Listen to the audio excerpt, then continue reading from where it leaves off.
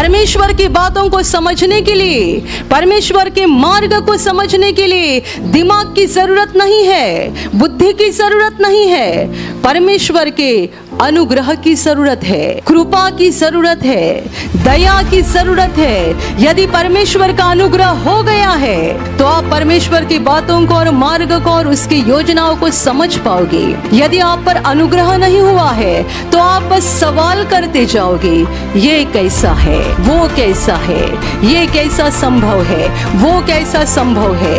ऐसे भी बहुत लोग हैं जब उन पर अनुग्रह नहीं हुआ था, वे परमेश्वर के राज्य के बारे में बहुत शक लेते हैं और बहुत सवाल करते हैं, लेकिन जब उन पर अनुग्रह हो जाता है उनके सारे सवाल समाप्त हो जाते हैं और ये यीशु के सामने अपनी गर्दन झुकाकर कहते हैं, यही मसीहा है और यही परमेश्वर का पुत्र उद्धार करता है। आणि म्हणून वचन म्हणतं, मूर्खासारखे वागू नका, देवाची इच्छा काय आहे हे समजून घ्या। आपल्याला माहिती आहे की देवाची इच्छा आहे आपलं पवित्रीकरण व्हावं, म्हणजे आपण पवित्र व्हावेत।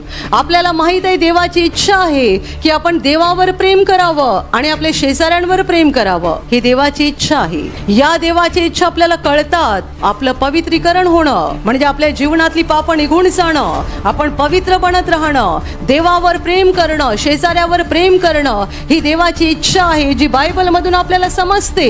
पण त्याच बरोबर आपल्या रोजच्या जीवनात पण आपण प्रत्येक गोष्टीत देवाची इच्छा जाणून घेतली पाहिजे।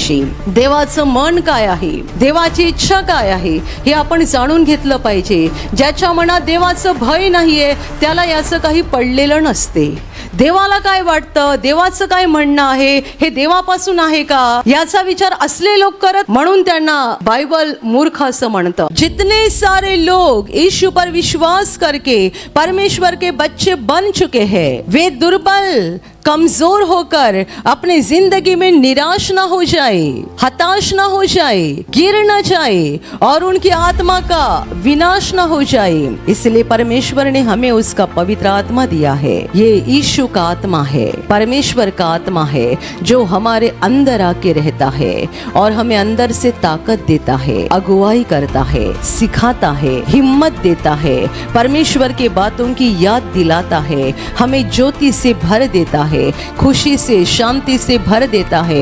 और इसलिए जितने सारे लोगों को पवित्र आत्मा मिल चुका है वे सारे के सारे असाधारण लोग हैं, दुनिया के लोगों की तरह साधारण लोग नहीं है। वचन कहता है कि तुम्हारे अंदर जो है, हमारे अंदर जो है, वह उससे जो संसार में है उससे